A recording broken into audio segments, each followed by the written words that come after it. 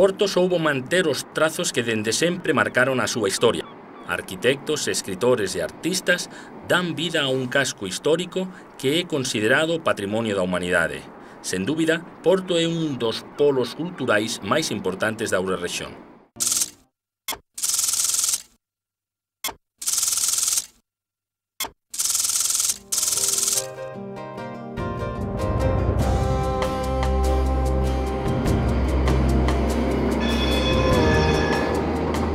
Porto, tamén coñecida como a Invicta, dende que Dona María II lle otorgou ese título, é unha das cidades máis antigas de Europa e é considerada a segunda máis importante de Portugal.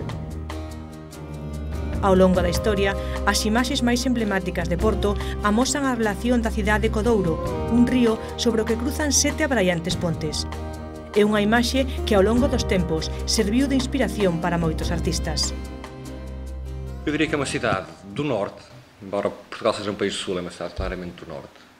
É uma cidade com caráter forte, com um potencial de afirmação em termos internacionais grande. Eu diria que as qualidades essenciais, aquelas que me atraem e que acho que são fundamentais para o desenvolvimento da cidade, é caráter, garra e vontade de vencer.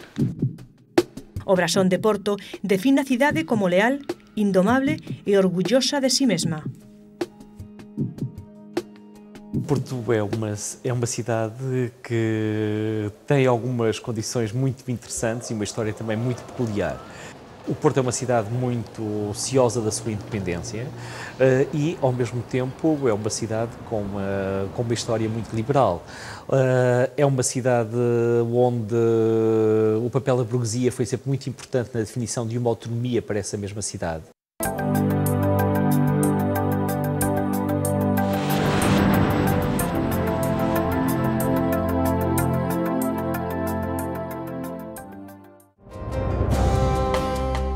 A zona histórica de Porto é patrimonio da humanidade dende 1996. A decisión da UNESCO baseouse na rehabilitación do panorama urbano e social, nas obras de asistencia á poboación e no desenvolvemento de actividades culturais e deportivas. Pero estas non son características homoxéneas en toda a cidade.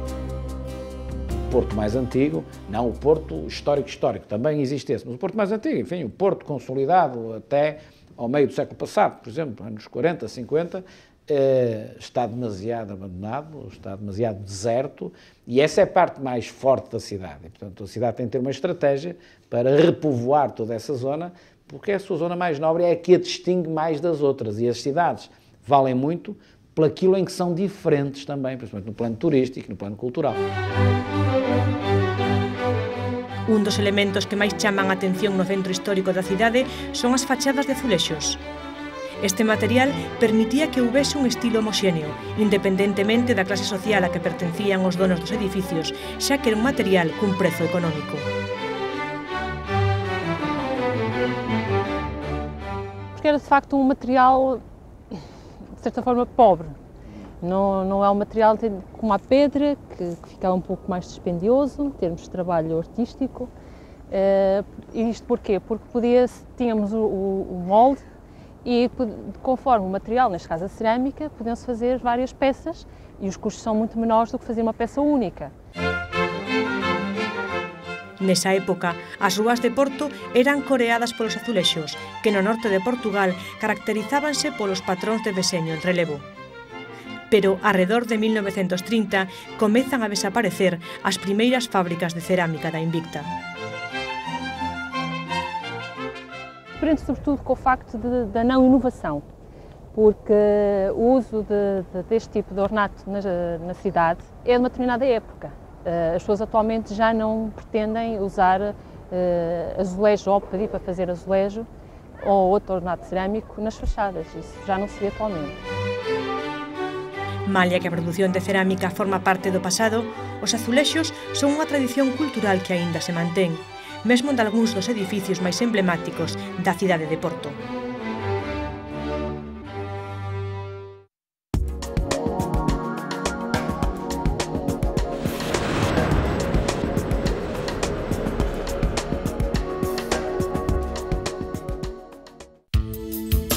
Un dos problemas aos que se enfronta Porto relaciónase co comercio tradicional. A aparición de grandes superficies comerciais provocou unha crise no pequeno comercio, localizado no centro. Así, ás veces, esta zona da cidade presenta unha imaxe desértica. Constituiu uma concorrência desleal fortíssima, sendo que esse cerco à cidade se fechou e hoje em dia não há nenhuma saída do Porto que não tenha uma grande superfície comercial com uma simbiose de unidades alimentar e também de centro comercial, que muitos deles imitam as próprias cidades. É preciso que o comércio tradicional se modernize, porque o outro, o franchising e o mais moderno, oferece naturalmente condições de comodidade que o tradicional não está a oferecer, mas o tradicional tem os seus encantos e se modernizar pode competir com os centros comerciais. E é isto que tem de ser feito, e aí entram os poderes públicos, e no caso do Porto entra a Câmara do Porto, que tem a obrigação de dar uma ajuda nessa matéria. Não é ajudas ao nível de subsídios, mas é ajudas ao nível da criação de condições de competitividade para esse comércio. É isso que fazemos com o projeto justamente de dinamização da Baixa. Para que os portuenses escollan outra vez como zona comercial e cultural as rúas da zona antiga de Porto, é preciso que esta zona, que históricamente é tan rica, sexa máis atractiva e máis competitiva. Se os comerciantes tiverem a oportunidade de continuar a dar às cidades, emprestar às cidades vitalidade e desenvolvimento, dando emprego e sendo geradores de riqueza, todos temos a ganhar.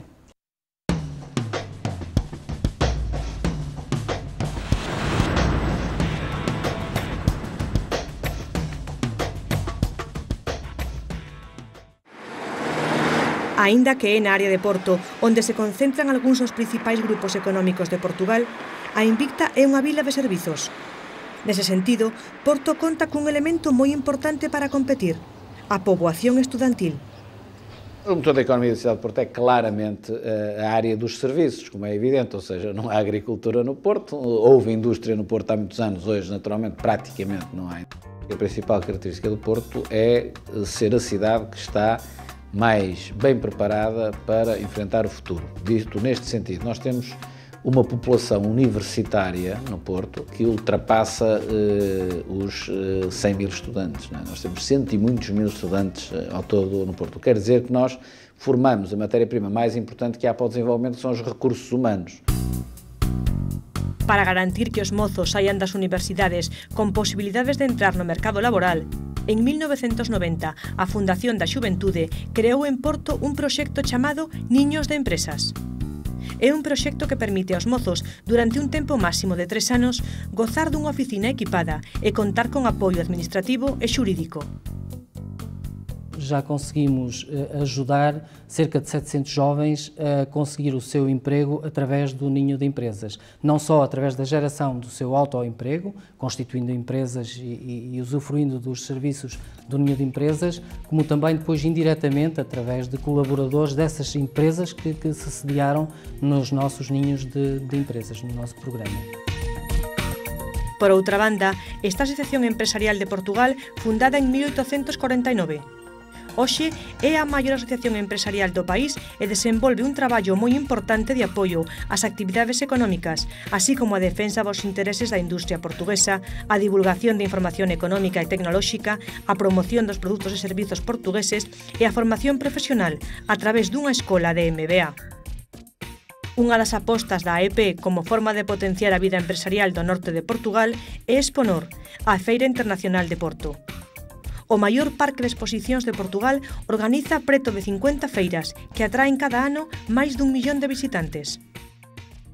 É um número excelente, nomeadamente se pensarmos que a grande parte das feiras que organizamos são dedicadas aos profissionais, portanto não são feiras abertas ao grande público, que normalmente atraem mais gente, por isso traduzem uma apetência grande deste tipo de público pelas feiras realizadas aqui na Exponor. Cunha historia que se remonta a 1856, Exponor consolidouse dabondo no sector feiral. Ademais de exposicións dirixidas principalmente aos sectores máis fortes da economía portuguesa, como o inmobiliario, materiais de construción ou a industria téxtil, entre outros, a Feira Internacional de Porto tamén ofrece outro tipo de servizos. Desde a alocação de espaço para a presença na feira, a construção do stand que o expositor deseja, temos vários níveis de stand, trabalhos na área do direct marketing, que também podem ser subcontratados, trabalhos na área e serviços na área do web marketing.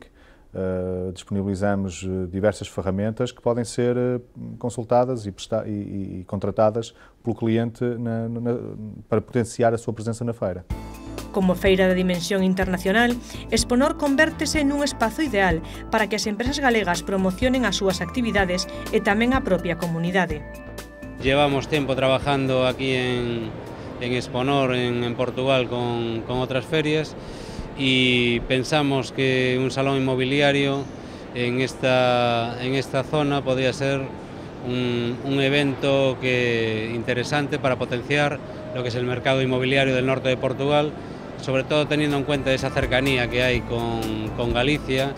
Nosotros esperamos en esta feria tener un volumen de negocio en torno a los 120-130 millones de euros, con lo cual, bueno, pues es el granito de arena que tenemos hacia el mercado inmobiliario portugués.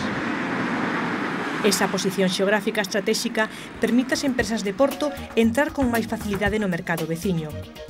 Proba disto é a empresa Unicer, que conseguiu que moitos galegos escollan a cervexa Superboc como bebida oficial da noite.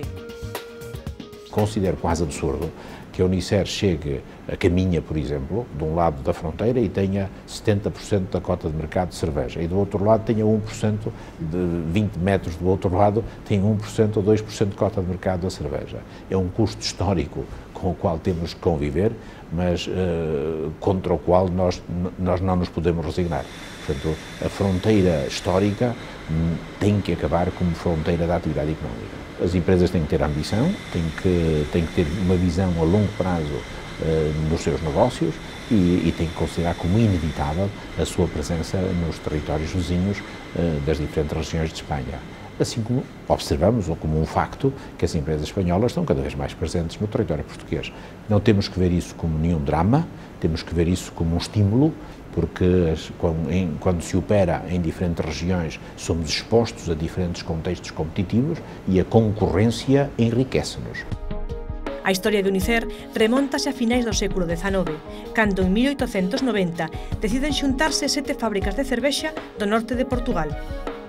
Hoje é uma empresa pujante da economia portuguesa, com presença em todo o território português, em quase todos os países europeus, particularmente os comunitários, e nos países de língua portuguesa da África. É a sua dimensão geográfica. Temos hoje 50 marcas, algumas delas de referência, entre elas a Superboc, que todos conhecemos, Vitalis, Pedras Salgadas, Carlsberg, Boccani e marcas desta natureza. Pero non todos os produtos teñen unha entrada fácil. Ás veces, a competencia dificulta ese intercambio económico, como acontece no sector lácteo. A zona da Galiza é uma zona, do ponto de vista do consumo também importante, mas é uma zona onde há muita produção de leite. E, portanto, não tem sido, até o momento, política da Lactogal estar na Galiza, tem sido mais estar nas cidades, nomeadamente em Madrid. A pesar de ter só 10 anos, Lactogal ten unha forte tradición na produción leiteira. En 1996, as 3 cooperativas máis importantes de Portugal decidiron xuntar os proxectos industriais e comerciais que ata entón desenvolvían individualmente. Na actualidade, Lactogal é líder no mercado en case todos os produtos que desenvolve.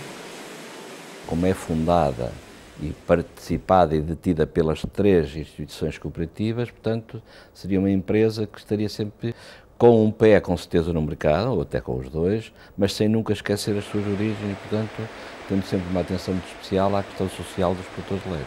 Em 2005 lançou cerca de 40 produtos e fez, portanto, o volume de negócios desses novos produtos representaram cerca de 5 milhões de euros, o que quer dizer que há também aqui uma preocupação permanente de inovar, de lançar novos produtos. Esa é unha preocupación común a diferentes empresas portuguesas que son conscientes das consecuencias dun mundo cada vez máis competitivo e globalizado. Nese sentido, pode ser imprescindible o papel das universidades de Porto.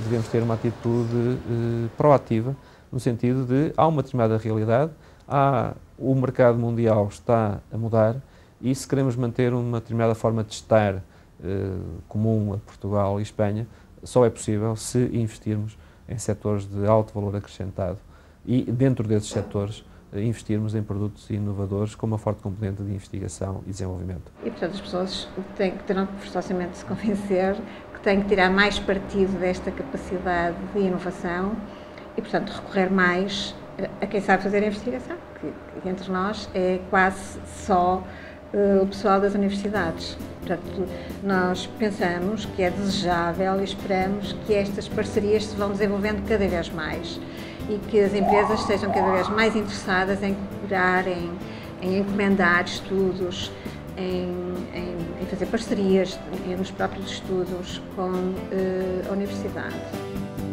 A capacidade competitiva de Porto aséntase nesa rede que se pode crear entre as universidades e as empresas a través de acordos de investigación e tamén na oferta diversificada de servizos de calidade noutros sectores, como o da cultura.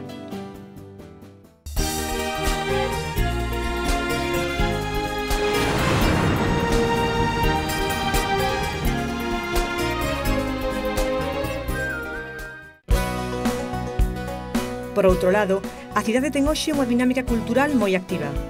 O Museo Serralves, o Teatro de San Joao, a Casa da Música, o Rívoli, o Fantasporto, o Edificio da Alfándega ou o Museo Soares dos Reis teñen creado e promovido eventos artísticos e culturais que dotan a Porto dunha expresión internacional e fan que anualmente milleiros de persoas visiten esta cidade.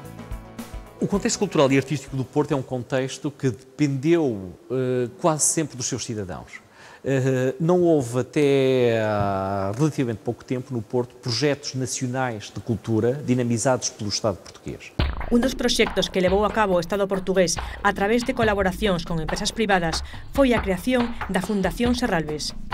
Trátase dun espazo cultural con características orixinais que xurdiu despois da instauración da democracia en Portugal. É uma situação única, esta situação de integração de um museu num jardim lindíssimo, com uma das mais bonitas casas Art Déco que existe no país, com uma quinta, tudo com a qualidade da arquitetura do Museu de Serralves. O primeiro Museo de Arte Contemporánea do país abre finalmente en Porto en 1999, nun edificio deseñado polo consagrado arquitecto portugués Álvaro Siza. Hoxe, Serralves é o museo máis visitado do país e considérase un referente esencial na divulgación da cultura de outros países a través das súas exposicións. Procurámos, desde então, que o museu tivesse uma programação extremamente intensiva, de forma a colmatar as grandes lacunas que no passado tinham existido. De maneira que construímos este museu na cidade, no país, na comunidade nacional e estrangeira, através de uma programação intensiva de 12 a 17 exposições por ano. A coleção é também um utensílio para a dinamização de uma vida cultural no país que permita reconhecer e conhecer a arte do tempo em que os portugueses vivem. A Rúa Miguel Bombarda é outro exemplo da vida cultural da cidade. Aquí reúnense varias galerías de arte e hoxe é un dos centros dinamizadores da cultura portuense. A pesar diso, o proxecto Miguel Bombarda, que ten como obxectivo a renovación e o embelecemento da rúa, está paralizado dende o ano 2000. O movimento artístico do Porto é um movimento que é, neste caso, em termos galerísticos, é único no país, porque as galerias conseguiram concentrar-se todas na mesma rua. A ideia partiu da Galeria Fernando Santos, que foi a primeira a mudar para aqui, e depois foi falando com os vários colegas que estavam nos outros pontos da cidade, e de uma forma ou outra todos nós conseguimos acabar por achar a ideia boa e concentrarmos todos na mesma rua.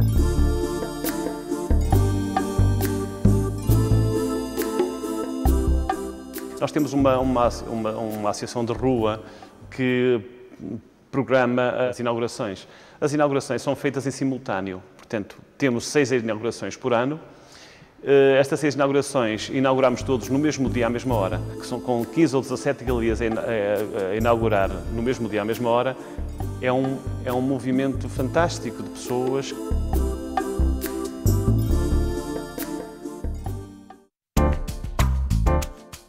Por outro lado, a relación que Porto mantén coa sétima arte ten tamén unha longa historia.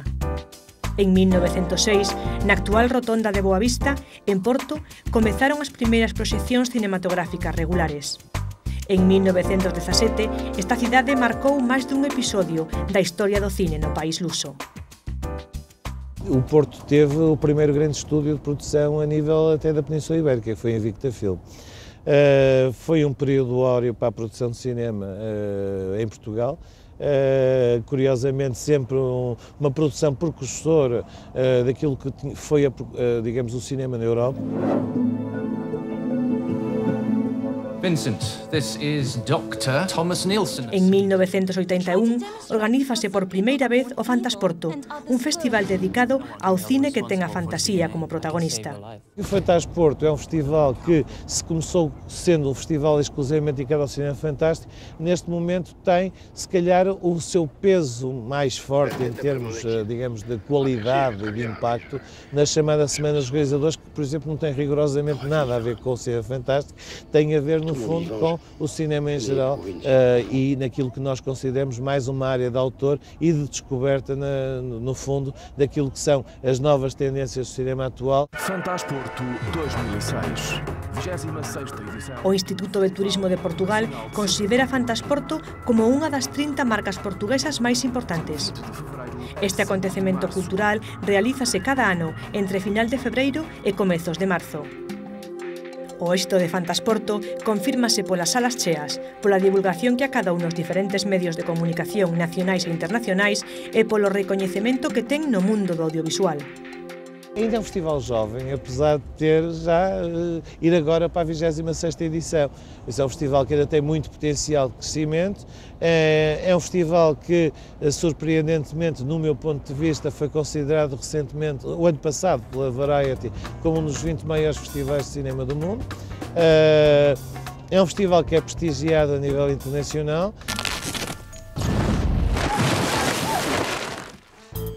Tamén a música asumiu recentemente un papel importante en Porto a través da Casa da Música.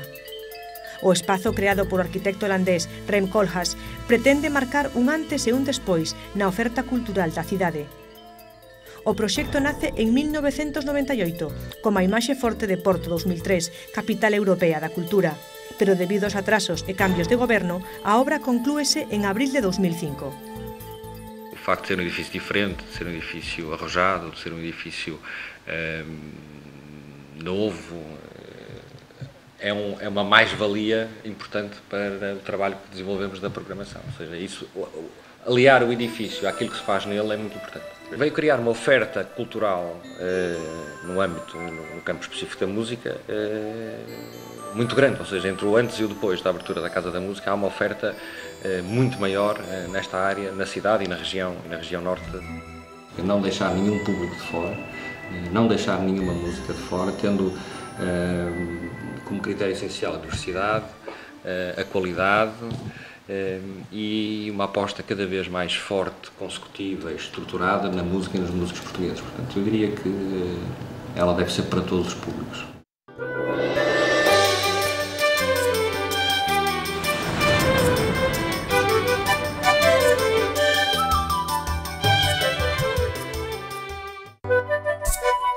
Porto foi unha vila de paso para moitos povos e culturas que acabaron por deixar a súa influencia na gastronomía tradicional da cidade. Un dos pratos que vende sempre está ligado á historia de Porto é o das tripas á moda de Porto. Existen 3 teorías que pretenden xustificar por que os veciños de Porto tamén son coñecidos como tripeiros. Pero a Confraría das Tripas defende que hai unha que ten máis posibilidades de ser a verdadeira. O infante Dom Henrique veio ao Porto para abastecer de carne todas as embarcações para a conquista de Ceuta. O Porto deu-lhe tudo, abasteceu de carne rapidamente todas as naus, de forma que ele não precisou de estar 3 meses, mas sim num mês reuniu a quantidade de carne que foi necessária, ficando assim com as tripas ou as sobras que lhe ficaram. Daí ficou o nome de tripeiros. Tripeiros são, semanticamente, quer dizer aqueles que gostam de tripas, mas na realidade são aqueles que fazem das tripas coração, ou seja, partilham o que têm de melhor com as pessoas e, sobretudo, quando a pátria mais necessita. A Confraría Bastripas Amoda de Porto, que conta na actualidade con 197 membros, naceu no ano 2001. Mas talvez depois dos resultados, não é? Nunca antes dos resultados. Não começamos já a comer as ajudas e os resultados não aparecem.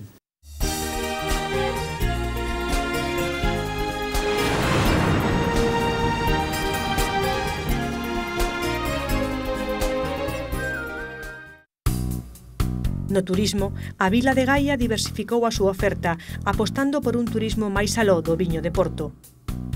Nese sentido, o Concello de Gaia impulsa a práctica do golf, un deporte que está en auxe e que cada vez atrae a máis afeccionados. As autarquias em Portugal, de um modo geral, estão hoje já muito vocacionadas ou muito abertas para o desenvolvimento do turismo à base de golfe.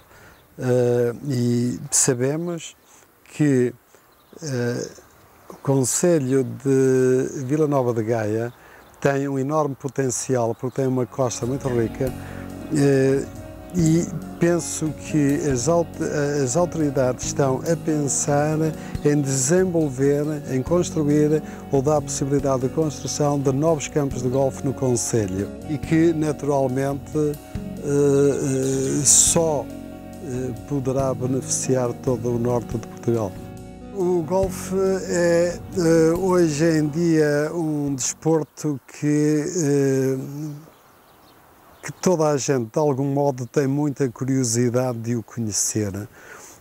O golfe, por aqueles que o praticam, não há mais nada a dizer.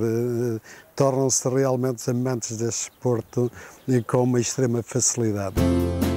Fundado en 1932, o Clube de Golf Miramar é o terceiro máis antigo do país e conta con 500 asociados. Aquí encontramos non só un green, senón tamén unha escola de golf, un restaurante, xardín, piscina e 10 km de costa para os amantes do mar. Ademais diso, ofrece aos turistas a posibilidade, a través de acordos con hotéis, de facerse socios de forma temporal para que poidan gozar desta actividade durante a súa estadía en Gaia. Temos ainda muitos visitantes estrangeiros, turistas, que vêm a Portugal e que, através da compra de um green fee, eles ficam sócios do clube por um dia, 2 dias, uma semana, aquilo que pretenderem, para poder praticar o seu jogo preferido. O deporte e o turismo de negocios son outros exemplos que o Concello de Gaia ten presente para a captación de novos públicos.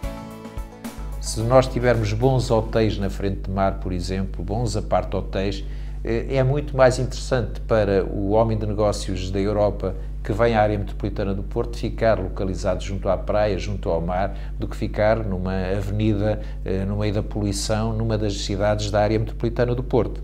Estamos a apostar também em produtos específicos para determinado tipo de mercados. Temos neste momento 2, 3 equipamentos desportivos com alguma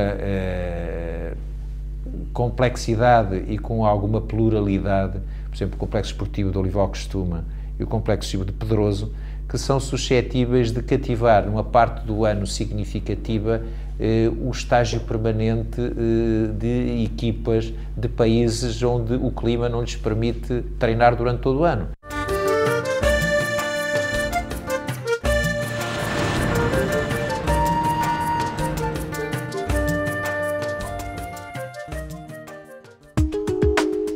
Se o turismo xa é unha realidade en Vila Nova de Gaia, a oferta cultural da cidade aínda é escasa. Non faltan, non obstante, museos ou eventos merecedores dunha visita. É o caso da Casa Museo Teixeira López, un legado do escultor á Cámara Municipal de Gaia no final da súa vida. Teixeira López é em si, como escultor, para mim, um dos maiores escultores portugueses de sempre. E fascina-me também a sua personalidade, de uma ternura que ele, por exemplo, nos expressa em todas as suas obras, toda a sua estética, toda a excelência que ele tem ao longo da sua vida, não só no campo artístico, mas no campo do relacionamento pessoal, que temos inúmeros testemunhos. Aquí, ademais da obra e da colección de arte que Teixeira López reuniu ao longo da súa vida, atopamos tamén a obra de outro artista portugués, o escultor Diego de Macedo. O património aqui constituído pela coleção do Teixeira Lopes, escultura, pintura, como já dissemos, e não só, de livros, de diversos objetos de arte decorativa, moedas, medalhas, de uma forma geral. Há uma vasta coleção de porcelanas, de cerâmicas, há uma coleção imensa que temos aqui na Casa Museu, bem como temos as galerias de Diogo Macedo, que é porque o nome Diogo Macedo? Porque houve um legado do próprio Diogo Macedo, em 1971, de um património que era o seu também, constituído pela sua escultura, ele também foi escultor de Diogo Macedo, as suas esculturas, os seus quadros e a sua coleção também de objetos de arte decorativa. E ressalvando na sua coleção de objetos de arte decorativa também uma coleção de arte negra que é ímpar em termos nacionais pelo caráter único de algumas peças de arte negra que são raras e são objetos únicos a nível mundial. Hoxe, a Casa Museo segue a manter o espírito de iniciativa e dinamismo que Teixeira López imprimiu durante toda a súa vida. Temos também, neste momento, em curso, um curso de conservação e restauro em obras de arte, neste momento em gesso, conservação e restauro também em azulejo, conservação e restauro também em madeiras. Isto permite que haja um certo dinamismo, em que a casa não seja um espaço estanque, mas ela está aberta aos artistas, como disse, à conservação e restauro, a todas as atividades que tenham a ver com a arte, de forma a que a Casa Museu seja também uma escola. O museo tamén é outro punto turístico da cidade, recibindo anualmente 40.000 visitantes. Un fenómeno que non é de hoxe. Por aquí xa pasaron reis, raíñas, artistas e políticos de todo o mundo. Como testemunho disso, o livro de assinaturas e de registros da Casa Museu, assim testemunham essas personagens ilustres da nossa literatura, da pintura, das artes, da música, do teatro, de uma forma geral. Era um polo de turismo por excelência já no tempo do Teixeira Lopes e hoje é também um dos museus importantes aqui em Vila Nova de Gaia.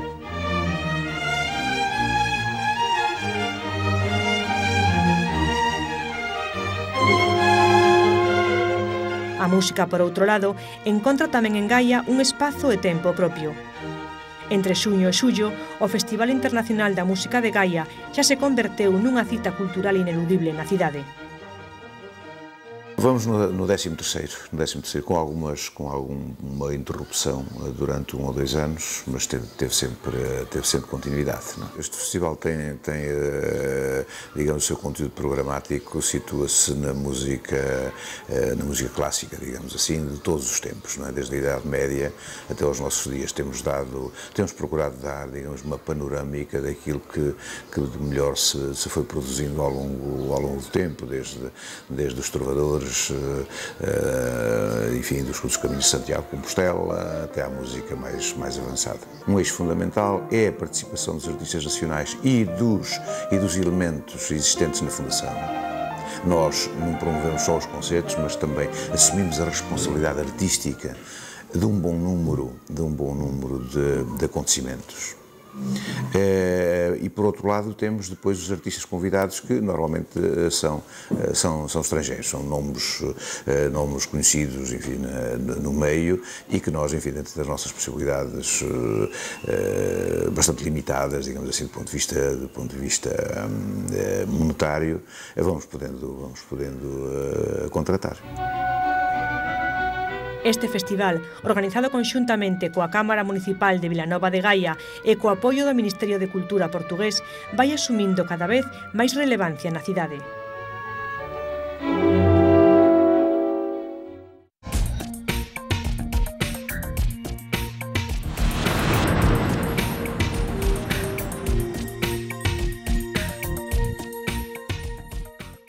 Eu acho que Vila Nova de Gaia não tem necessidades. É curioso perguntar isso aos outros 300 meus colegas, de se calhar nenhum lhe responde dessa maneira. Eu A única necessidade que eventualmente teria era que nos dessem a possibilidade de ser independentes durante 4 anos, de fazer as nossas leis, e nós talvez pudéssemos ter um nível de vida como a Escandinávia daqui a 4 anos. O grande obstáculo neste momento, nós não queremos que nos deem nada, queremos que nos deixem trabalhar. O futuro de Gaia promete ser de crecemento, pero para iso é necesario que o escenario global axude a crear condicións para que esta rexión continue a ser xeradora de riqueza e benestar. Gaia nunca poderá ser, Gaia não é uma ilha, não é? Portanto, Gaia será aquilo que poderá, neste momento teve impulsos de discriminação positiva, fizeram-se um conjunto de coisas em poucos anos que não se tinham feito nos decénios anteriores, mas a partir de um dado momento, uma comunidade isolada é muito difícil fazer a diferença desinserida de um contexto global de desenvolvimento de uma região e de um país. Portanto, eu acho que vai depender muito daquilo que for o Norte, Portugal, a Península Ibérica, a Europa, daqui a 10 anos. E eu, sinceramente, não sou daqueles que mais otimistas quanto àquilo que pode acontecer à Europa nos próximos anos.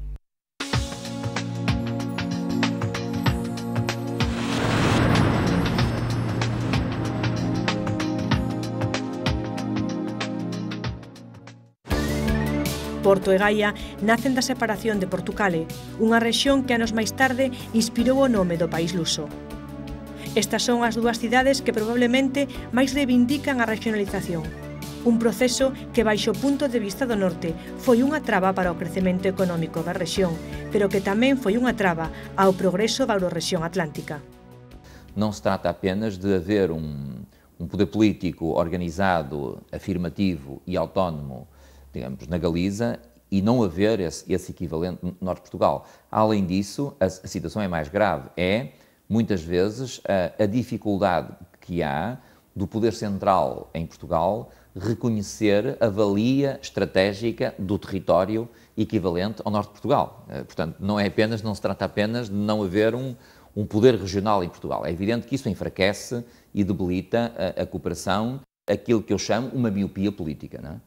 E uma percepção muito deficiente do que é o território nacional. Aliás, uma percepção extremamente reducionista, não é? Entendendo que a valia estratégica de Portugal se resume à sua aglomeração capital, que é um erro histórico e que se pagará caro, não é? Que se pagará caro, sobretudo num período, como nós estamos a viver, em que é necessário valorizar os fatores de competitividade a nível territorial. Os municípios do Eixo Atlântico, o Eixo Atlântico é uma ideia interessante que procurou, na prática, encontrar um espaço institucional de colaboração entre estas regiões, com estas cidades, podiam ser há outras que estão de fora que podiam estar dentro. Eu acho que o Eixo Atlântico que ganhará muito quando houver uma dimensão política e institucional, como eu há pouco referia, mais forte, a ligar as duas regiões. Ainda assim, a área metropolitana de Porto, que representa un universo aproximado de 1,5 millón de persoas, non nega a potencialidade deste espazo, pero defende a importancia de dar unha maior visibilidade internacional para que o noroeste peninsular avance con determinación para o tan esperado desenvolvemento económico. Temos que dar visibilidade à região, ao potencial daquilo que é a atractividade de investimento da região, em termos turísticos, em termos comerciais, em termos industriais, em termos do fornecimento de serviços qualificados. Hoje existem investimentos de alta tecnologia já muito interessantes e significativos, quer na Galiza, quer em Portugal, mas eu penso que isso pressupõe lideranças políticas fortes. Alguém que fale forte em nome das duas regiões e, se calhar, até em dueto. A partir do momento que se optou, e bem, em minha opinião, pela integração europeia, este espaço é, de forma natural, um espaço conjunto, apesar de, no ponto de vista político, serem dois países distintos. Mas no plano económico, cultural, social, isso tudo tem muita força e pode mesmo ultrapassar, digamos assim, a parte política, que neste momento também ela própria ajuda, não é? Portanto, podemos perfeitamente ser dois países conjuntos e ter uma integração quase completa, que eu lhe disse há bocado e repito, que acho que daqui, não sei se 10 anos, 20, 30, 40, mas num horizonte deste ano, será praticamente completo.